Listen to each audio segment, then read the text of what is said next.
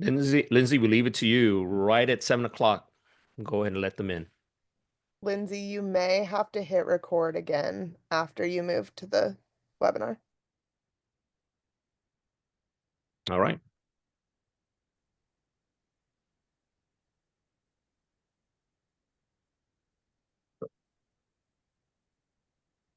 Welcome, welcome. The students here, students, parents, at whatever life stage you are, welcome to the session. I thank you for taking 45 minutes of your precious evening time to join us on a very, very important topic. And the fact that you have chosen to listen in on this short forum certainly tells me that you value success in your professional endeavor. We are the National Society of High School Scholars, and this evening you are going to hear from myself and two other volunteers in the community that have been mentoring students that have taken this full course. We'll tell you more about this course in just a moment. Uh, we have not quite rehearsed what we are going to share, but every couple of months we have the delight of meeting with our students that take this course, and we have conversations about some very important topics to get ready to enter into that first professional position. My name is Fabian De Rosario. Some years ago, I had the pleasure of creating this course, and I do training for a living. And one of my passions is to build capabilities, particularly in young people. That's a little bit about me. And I live in Atlanta, so I'm joining you from my home office in Atlanta. Tanya? Good evening, everyone. Thank you, Fabian. It's good to be with you all this evening. I'm calling in from cold New York City, but happy to be here. I have been working in the area of diversity, equity, and inclusion globally for the last 30 years. I've worked with companies, I've worked with universities, schools, arts, museums, cultural institutions, law enforcement, and been very fortunate to sort of do this work with organizations around the world. I also am a leadership coach, which I can talk about later, which basically means I work one-on-one with leaders who want to actually increase their skill set, sometimes in one particular area. Maybe they just got a position as a leader, a new leader in a certain organization, and I've been doing that since about 2008. And the only other thing I'll say is I have a firm belief that well-being, and we can talk about that later, but that well-being connects to the topic of diversity, equity, and inclusion, meaning that if it's an inclusive organization, and that makes me want to be there, and that I'm a healthier person and have better well-being overall. Thanks, Fabian. Thanks, Tanya. Over to you, Parag. Yep. Hey, Parag Matawar. I'm the Director of Professional Programs at SACE. SACE is the Society of Asian Scientists and Engineers. I'm a chemical engineer by training and worked at Procter & Gamble for 20 years in manufacturing, engineering, and supply chain. Looks like I'm just reading right off the slide there. Oh, well, that wasn't the intention. I guess I picked the 3 right bullet points. But I learned pretty early at Procter that what I was taught growing up as being the primary needs for professional success of being performance. Put your head down and get work done. Some of you on the phone might might resonate with that. In reality, there's a few other elements that are incredibly important, and these what we call soft skills, leadership skills. They shouldn't be called soft skills. They are power skills. They're very important skills, but often, especially in immigrant communities like I grew up in, that's not something that is highly stressed. And so figuring out how to succeed in a business world, it requires performance is a cost of entry. The other elements are incredibly important to succeed and go up the ladder and reach your dreams. And so I'm very thankful for this program as it starts to kind of drill those types of messages early on. I wish I had it growing up as well. And so, yeah, I'll pass it back over to you, Fabian. Yeah, and we have I know I can speak to this quite clearly because I know I've heard it from you that we enjoy those times where we come together as panelists and just talk about these subjects that these students get a chance to work on. And we meet other panelists as well, people in industry that we invite, alumni of the NSHSS who are doing the residency as a doctor. And we've just met so many young people and old people like myself who have definitely share a passion in mentoring young people. So for those of you who are watching this, and some of you are watching the recording as well, we're glad that we're making that available. About 4 years ago, the NSHSS approached me and partnered with me, a member of their board of directors who currently is a board of director in ExxonMobil. And together with a few staff members at the NSHSS, we wanted to address an opportunity. The NSHSS over the years, over the couple of decades, has inducted a little over 2 million members all around the world. And there was one clear need that we wanted to meet.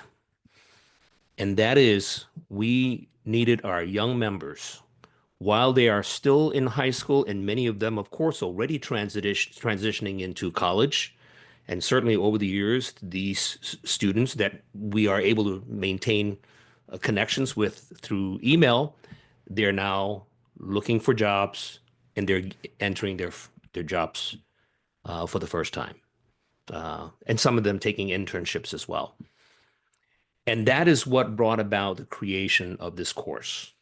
As you see here in the slide, these are the 10 topics that we identified that we wanted to discuss with young people entering the workforce, either as an intern or in their first job.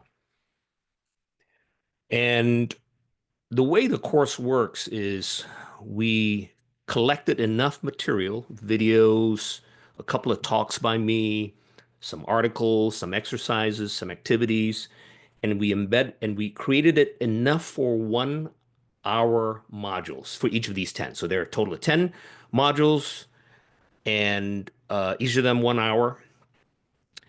And they are completely self-directed. The student just interacts with the computer and with the community of other students that are taking the course at that particular 10-week period. At the end of the 5th course, at the end of the 5th week, we then invite all the students that are taking the course to attend a Zoom session with Tanya, with Parag, with myself, and we usually have about 4 panelists. We try we are intentional in having some diversity, someone who's Asian, someone who's older, someone who's younger, different industries represented. And we just talk about those 5 subject matters. And then the 6th week goes on and the students work on each of the remaining 5 modules. And at the end of the 10th module, we do one more 90-minute discussion and Q&A and interaction with the students as well, all towards the objective of getting you ready for the work environment, because the transition from academics into the work environment is absolutely critical, because when you are employed by someone, you are expected to hit the ground running. You are not paid just to learn anymore. You are paid to perform. Yes, of course, learning and growing in that job is absolutely critical, but it's towards, once again, the most important goal for that organization, and that is to drive their organizational results. And so with that, for the next 15 or so minutes, Tanya, Parag, and I, we're just going to pick on one or two topics and share with you some practical advice that we find ourselves typically talking with these participants during our 90-minute Q&A session with them. And I'm going to watch time here, and around 7:27 p.m. Eastern Time, we're going to pause and give you an opportunity to do some Q&A. Lindsay is probably interacting with you right now, so if you think of some questions as we chat, be sure to type them, and we'll bring Lindsay on to pick on a few questions that we can respond to, and then we'll finish on time at 45 minutes past the hour. Tanya, Parag, who wants to start? What subject do you want to touch on? What practical advice would you offer?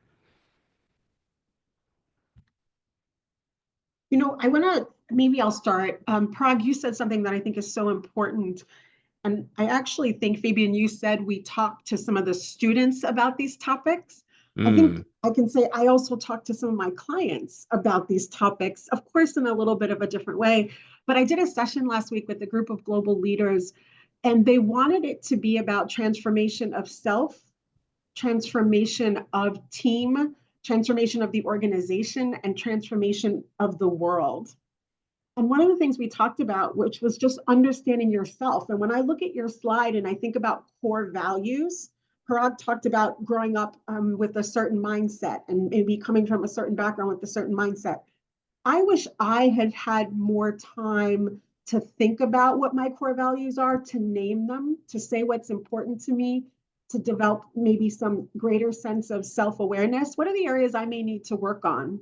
Where might I need to get a mentor when I get my first job? Maybe it's in public speaking, maybe it's in networking, maybe it's in understanding the business rationale. So I think the core values for me, while I can talk about inclusivity and inclusiveness in a little bit, I just think that the knowing of self, what drives me, what's important to me, what do I want to be for, what do I want to to get out of this experience, I think is really important. And did I hear you right that you actually conduct such an exercise with full-time employed adults in the corporate setting? And you do that? This was last week with a group of global leaders. Yeah. And why did they find that important to have you come in there and spend a few hours to do that with them? It's a great question, Fabian. I think because a lot of companies right now are thinking about their strategy, right? They're thinking about how they want to move forward. They're thinking about what do they need to focus on. They're thinking about all of the issues of politics, economics, all of the things like that. And so now's a time where people are really asking these questions, leadership questions, which I think are questions that we're bringing up for students as well. And these are also interview questions in a job interview, right? Absolutely. Absolutely. What drives you? What motivates you? What are you passionate about? I have heard young people that I mentor, and I ask them, what you just had an interview. What do they ask you? And these are the kinds of questions that typically come up. So you need to be ready. Okay. Tanya, thank you. Parag, I see you're off camera, but I know you've been thinking.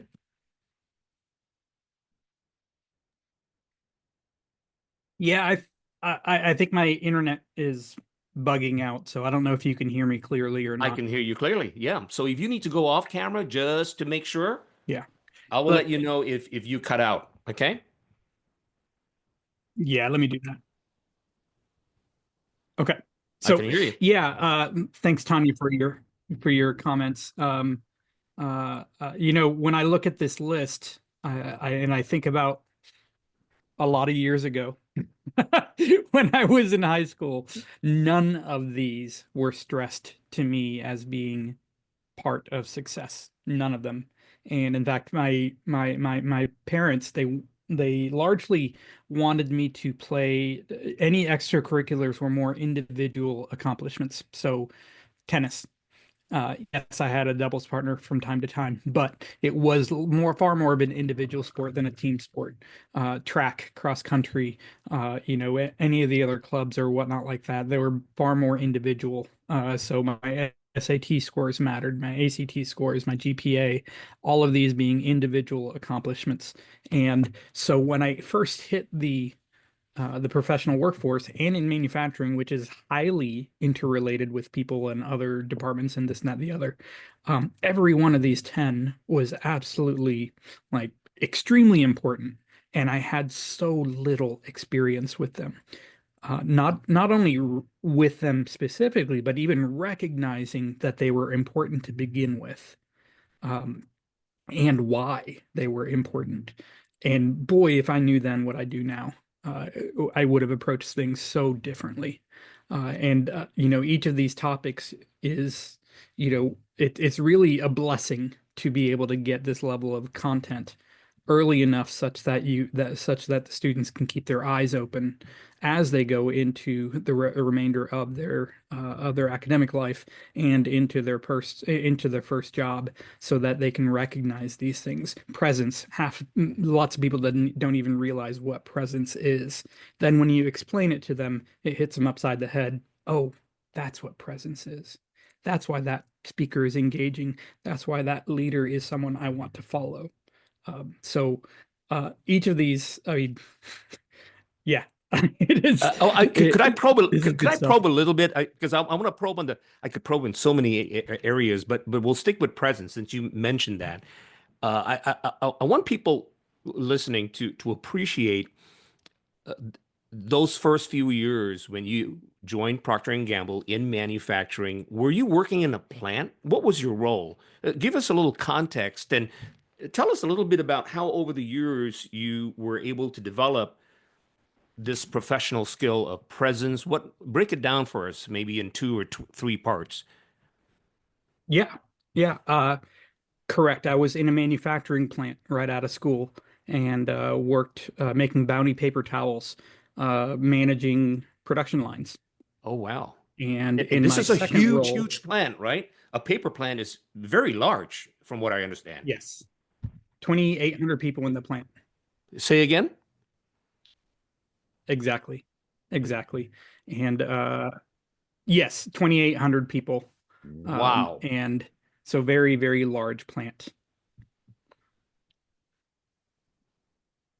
And I think when I was 24, I had about 50 people reporting directly to me. And that's At when I 24 learned years just old, you how were given that terrible my responsibility? leadership skills were. I That's would right. panic. That's right. And, not recognizing the importance of this stuff really set me back, really set me behind my peers. So, yeah, Fabian, I think I Yeah. think everything is crapping out. I'm going to try dialing in from my phone. Okay. Yeah. Okay, I'll be back. Join us again, and Tanya and I will continue to chat about that. So let's stay on presence for a little bit. When I think about the question that I asked, I think about the importance of being able to communicate effectively. I think that's part of presence, especially in the situation that Parag found himself in, because if he cannot communicate effectively with the team members that he is supervising, he is going to immediately lose credibility. The second thing is, and Parag mentioned this as well, is this sense of likability, professional likability. Are people drawn to you because you are sharp, you communicate clearly, even though you are so much younger than I, you come across respectfully, you talk to me, even when we are outside of meetings, you come and ask about my family, you show respectful curiosity about things that are important to me. You ask me how things are going. And these may sound very little things, but my friends, uh, these are big things because if someone that everybody has discretionary effort, they are going to decide whether they want to follow your instructions or not. And if you want to be the best supervisor, like what Parag was talking about, at 24 years old, uh, you have to get people to buy into you. And when they buy into you and they believe in you, you have credibility, if they buy into you, they will buy into what you're trying to lead them to do. Because if they don't believe in you, uh, regardless of what you tell them to do, if they can shortcut that, if they can get away with it, sometimes people will. I see you back. You're back there, Parag. Do you want to continue before we move on to Tanya? No, I'm happy to move on to Tanya. Okay. All right, Tanya. Yeah, and you're coming in clearly now. Yeah. Thank you for trying different things there, Tanya. Yeah, I mean, the only thing I'd add to what you said, Fabian, is that there also has to be authenticity around it, right? Mm. We don't want people acting, their presence is not something that you're acting, right? You're not putting on airs, you're not acting in a certain way because you think that's what other people want. You're actually really in touch with what's needed by the people that you're leading, and or what's the environment around you? Are you sort of picking up cues around how people do talk to each other? The piece about curiosity I talk about all the time, right? I would just add that it really, for me, and I hear this a lot, particularly now, authenticity is really important. You'll hear people talk about people in interviews, someone coming across as authentic, right, and genuine and who they are. So I think that's important. I'll touch on inclusivity, just looking at time for a little bit. And I think the way I hear that as something to think about, or as a skill to work on, what's interesting about many of the people, young people that will be in this particular course, is that you are from a generation that is incredibly diverse in all different types of ways, right? Diverse in terms of nationality, religion, sexual orientation, race, gender, all of these different things. The interesting thing about that is, yes, you have more sort of diversity of people and types and identities. It doesn't always mean that we actually are inclusive of all of those people. And so part of what I've been doing for the last 30 years is working with organizations, leaders, and teams, by the way, and young people, on how to create these environments that are more inclusive. So what I would say that skill set looks like is, let me think about the people that I might know a little bit about and the people that I might not know a lot about, right? And then to go back to what Fabian said, and to me, actually, one of the areas of research that I've been following for the last 2-3 years has been curiosity, because it's coming up as a leadership competency over and over again, and not just in the United States, globally, right? What does that look like in a conflict to be curious? What does that look like when I'm sort of in a difficult situation, which you also have there? So I would say for me, inclusiveness looks like, how do I learn about other groups of people? If I want to give you some words or thoughts on the work that's being done in companies that you may want to be thinking about. And actually, I've seen some high school and college students working on this as well, is this notion of what are some of the potential unconscious biases that I might have, things that I don't even know, right? In terms of me being more comfortable with Fabian or Parag versus me being less comfortable with, somebody else who might be on this call. And what does that look like? And the other thing I think we want to be thinking about is, how do we view this? I teach a course at a university about cultural humility and sort of some of the cross-cultural dynamics in a global workplace. And what does it look like to actually want to learn about other people? What does that look like? How do I ask questions respectfully? How do I acknowledge what I don't know? I think those are all the things that come up for me. And so what are you doing in your generation? Because you do have more of an opportunity, I'll just put myself on the line, than I did, say, as an older person. And so how are you using that unique opportunity that your generation has, I think would be a question for me. Yeah. Thank you, Tanya. I want to say a little bit more about curiosity. That's an important word. For the past couple of weeks, I've been in Cincinnati. Parag is in Cincinnati as well. My client is Procter & Gamble currently. And in both training programs over the past couple of weeks, I've heard senior leaders talk about curiosity. In addition to what Tanya said, curiosity around your work. And so I put the slide back up because I think that relates to ownership conviction as well. when you are in a professional role, you will be guided in the very beginning to what is important, how to get your job done, resources that you need. But very quickly, you will be left to get those worked on, right? You're responsible for delivering. You also got to add your own initiative. You can't just look at your work plan and you're told to do ABC, and then you do ABC and you go back to your boss and you say, here's ABC. And I got it done in half the time. Am I not brilliant? No. If you practice curiosity and say, hey, while I was doing B, I discovered something that could be very helpful. And I think E and F might be something that might get us a little bit closer to an even bigger goal. Let me go consult with my manager. That's taking initiative. That's showing interest and curiosity in your work. That kind of behavior in the workplace is highly regarded, my friends.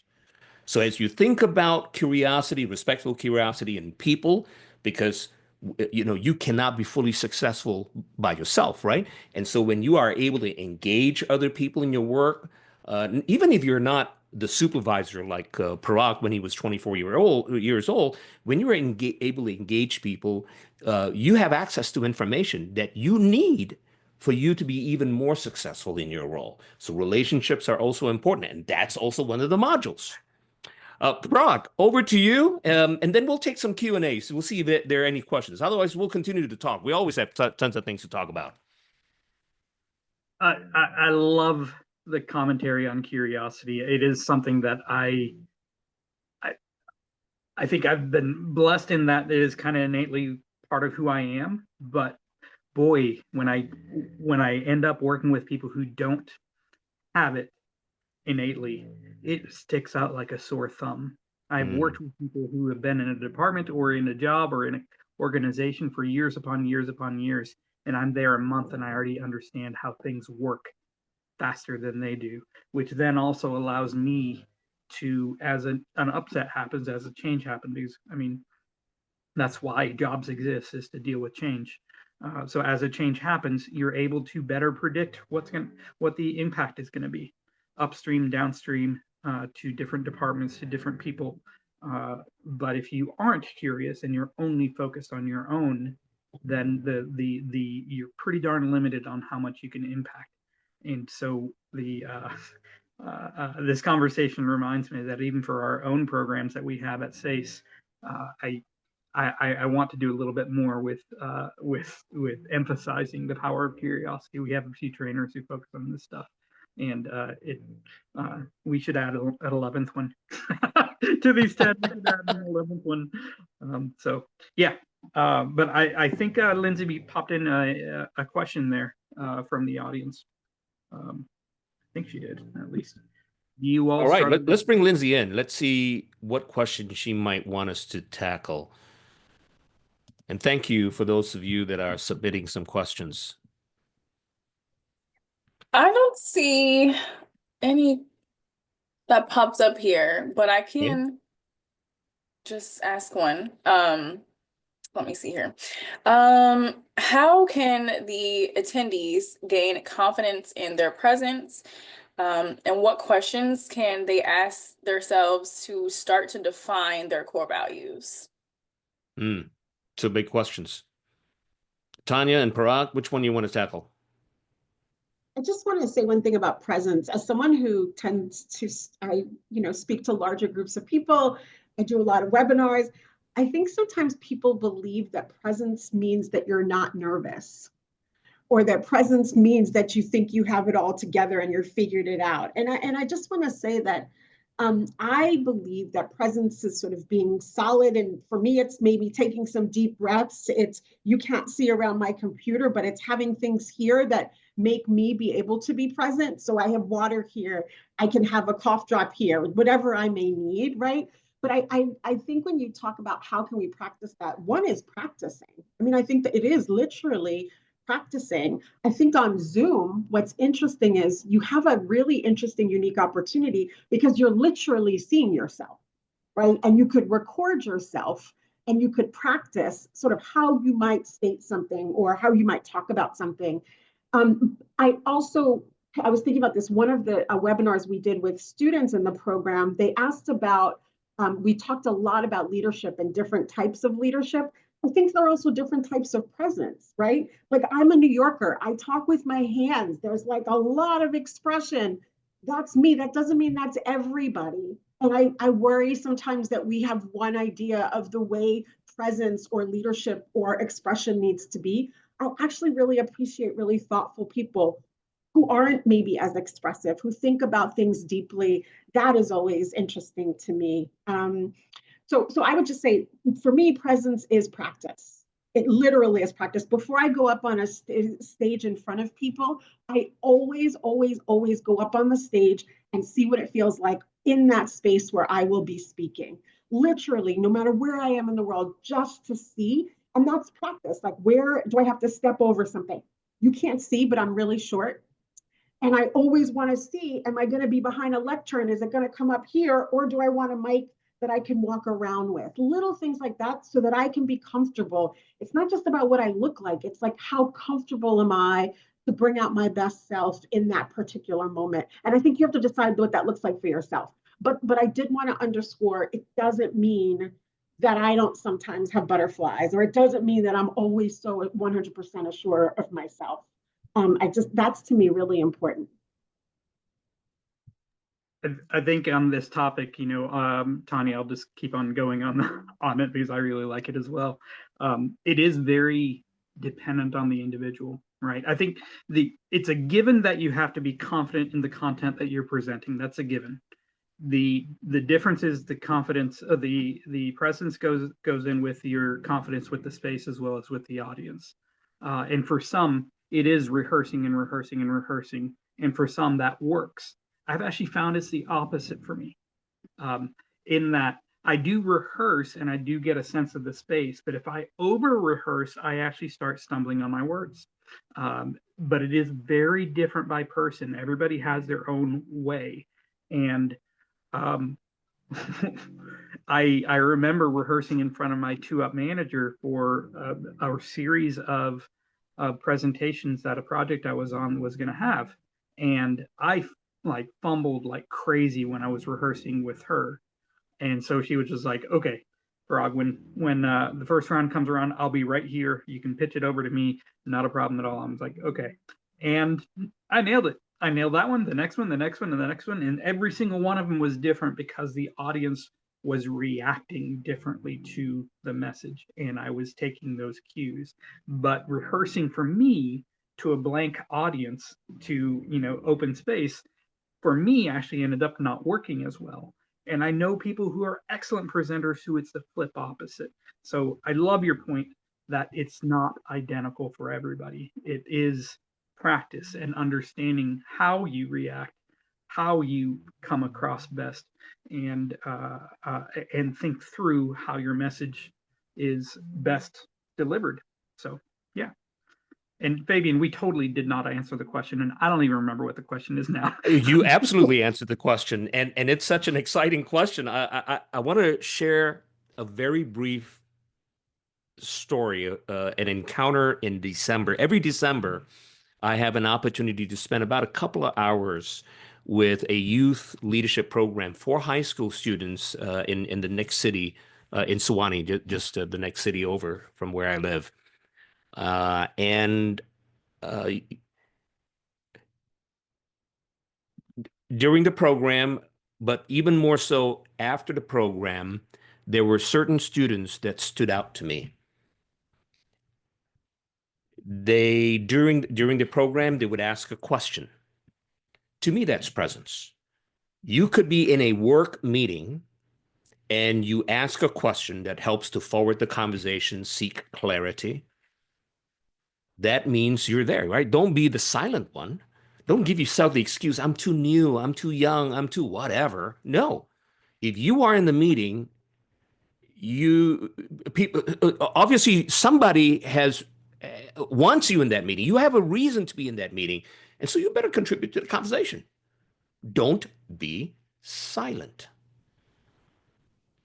So ask questions. I remember a few students that asked questions, and when they asked questions, they stood up, They asked the questions in a succinct way, and they were gracious. They said thank you. And so that's communication.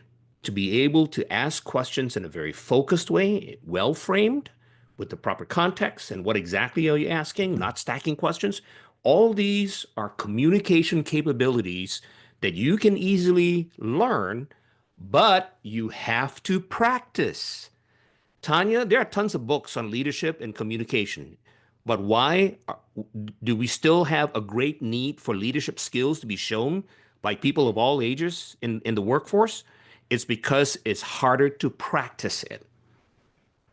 And finally, I want to go back to ownership conviction. I talked about the importance of initiative because that's also related to presence. Because after the session, several students came up to me to ask further questions, maybe something that I said or something about my background that they were very curious about. And I'm originally from Malaysia. I remember this one student coming up to me and said, "I'm from Singapore," and she was so excited because Singapore and Malaysia and she just had this glow in her face because she was authentic. Remember Tanya's talking about that? Okay. And so when you are, and that's relationship building. So in this brief moment of me thinking back to 2 months ago with interacting with these students, I've covered communication, ownership thinking, critical thinking, because they framed their question very relevantly to for the talk I was talking about. They were able to build relationship by saying, "Thank you. I really enjoyed your talk. Can I connect with you on LinkedIn?" I remember this young Indian high school student. She's in a final year, and she actually looked me up and came up with a phone and said, "This is you, yeah?" And then she connected with me. And you know what I said to her? "You are now connected to me. Anytime you want to jump on a Zoom call for us to do a little chat, you do that." All right. And she has access to me. All right. So, Lindsay, do we have a question? We have maybe about 10 more minutes. Okay, yeah, so we have Sarah Figueroa who asked a question. She said, "What kind of questions can we ask others in the workplace to show curiosity without being disrespectful?" Tanya, you just started this curiosity thing. The title of today's session is Curiosity, an important skill to have. Tanya, you want to start with that? Yeah, I mean, I think about when we're coaching people when they're starting a new job, and I think it's finding out what's important to people. Why did they start working there? I was just part of an interview panel recently with a client, and it was so interesting. They had us go around first and talk about why we liked working there before the candidate even talked about themselves a little bit. That gave the candidate some things to really think about, and even some questions, right? Like, Tanya, what are you thinking about? You said you're a consultant, but you're in this meeting. Ask them why they chose to work there. Ask them what are the values of the company that are most important to them. What's one of the biggest challenges in their job? I think, making the connection with someone, I think, can be really helpful. I will say, Fabian said something earlier on that I think is important, and this comes up actually in the research on belonging. It's asking the question, but then it's actually listening to the answer. Right? So we can have a whole list of questions on our phone that we want to ask people because we want to feel secure in that. But we all know when we've been in a conversation with someone and they're not listening, right? Just think about that. Like, when do you feel listened to? And I want to say, I was thinking about this with presence. We talked about this, Fabian, on one of the webinars. I think that presence is also active listening. Oh, yeah. Right? Limiting the multitasking so that I can really focus on what the person's saying and how they're saying it.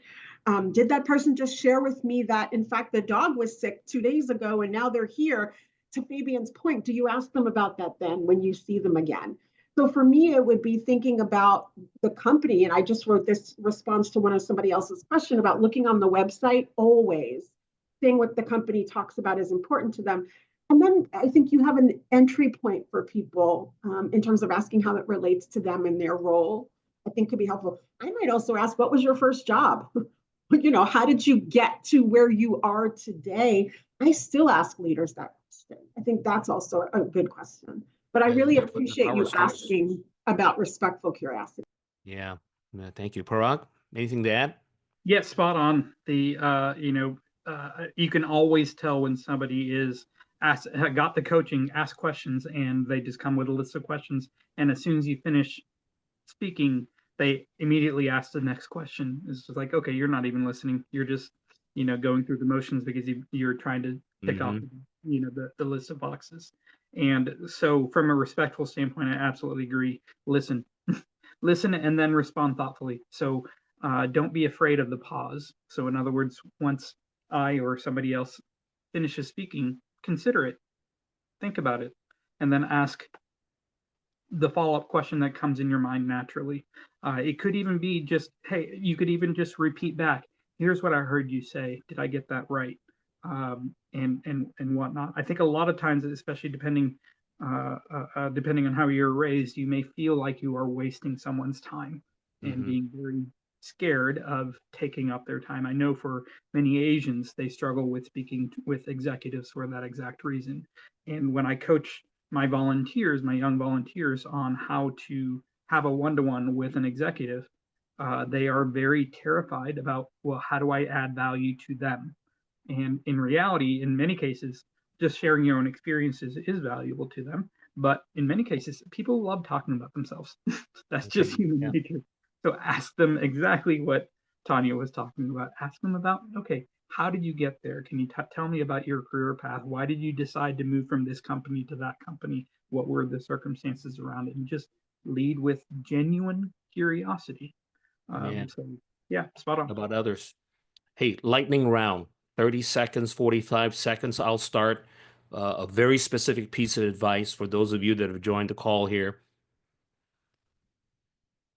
Practice your leadership skills by putting yourself into a situation for you to perform. You have the opportunity to do that wherever you are in school. If you're already working, there's probably something in the community or even in the workplace that you can volunteer to be able to lead a small team on a particular project.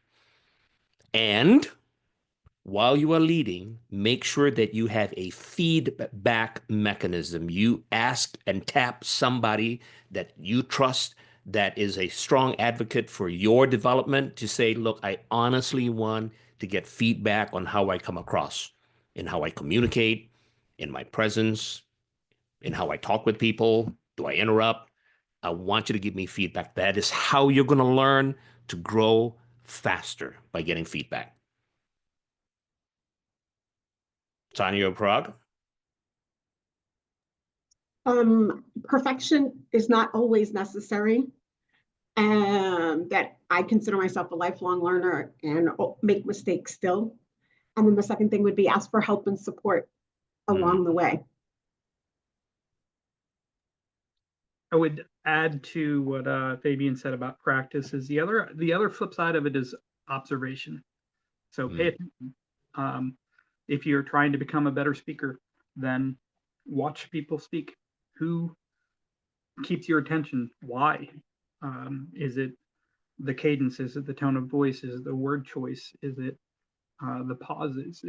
What is it? What is it about that? So don't only study the content, but also study the performance, if you will. And a lot of those aspects are not things that you can pick up from books. Well, mostly things you cannot pick up from books. And so, as people have asked me similar questions, is how have you become such a good presenter? I'm like, well, tell me what you think I'm doing well when I share what I do. Is it perfect? No, but in fact, the imperfections are actually what keep it authentic and interesting, right? So the fact that I stumble on my words every once in a while, actually, it might actually be helpful. Oh, maybe not. I don't know, but it might actually be more approachable in a way. So, yeah. So that was more than 30 seconds. So I'll hand it back over to you. Oh, Fabian. that's all right. Parag, Tanya, we don't get to see each other very often, except on these calls when we have to. We have this pleasure of working with these young people. We're delighted to do that. Jill, would you close out? Tell us a little bit about the program. Absolutely. All right, thank you everyone so much for joining us for our webinar, and thank you to Fabian and Tanya and Parag for sharing your evening with us and your wisdom. We appreciate it. If you like what you saw tonight, and if you're curious to learn more, we have a 10-week program that'll help you develop life skills to succeed in school, in internships, leadership roles, jobs, and life in general. Our program is available not only to NSHSS members, but anyone outside of NSHSS, so no need to be a member to sign up. We have the 10 self-paced modules that you've seen the topics on the screen a lot tonight.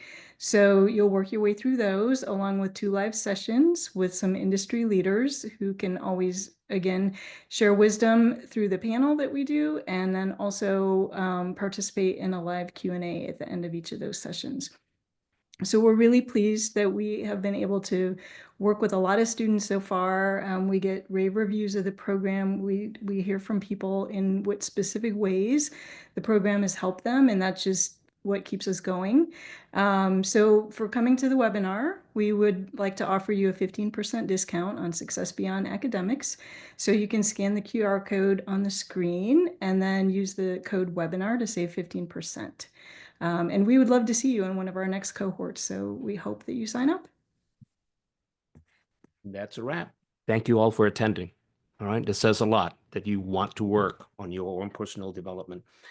All right. My wonderful friends at the NSHSS, Gia, Lindsay, my dear friend and Tanya. It just snowed in New York City. Be careful out there. Parag. Too cold in Cincinnati right now. Way too cold. Take care, friends. Bye-bye.